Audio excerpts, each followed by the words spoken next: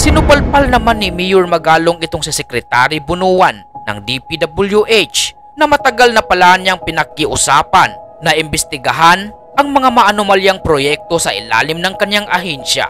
Ayon pa kay Mayor Magalong, dala-dala niya noon ang mga dokumento na magpapatunay sa korupsyon na nagaganap sa ilalim ng DPWH. Subalit ang masaklap, sa halip na pakinggan ang suhestyon ni Mayor Magalong, ay nagbingi-bingihan lang itong si Bunuan. Bukod sa pagsasalita, Mayor, meron pa ho ba kayong ibang konkretong hakbang na ginawa? I remember noong 2022, pumunta ako mismo sa office ni Secretary Bunuan eh. Dala ko nung ganito kakapal na dokumento. Sabi ko, Secretary, ito yung mga substandard na project. Please, take out your district engineer there.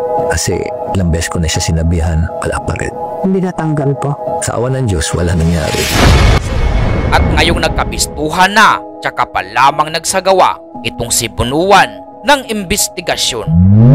We are now validating all the documents, but there are already projects that we have found out na either hindi namin makita o half done. These are the things that we are trying to unearth. No? Kasi from monitoring submission nila on the status of these projects, I don't know if it is fictitious yung sinasubmit nila na mga projects.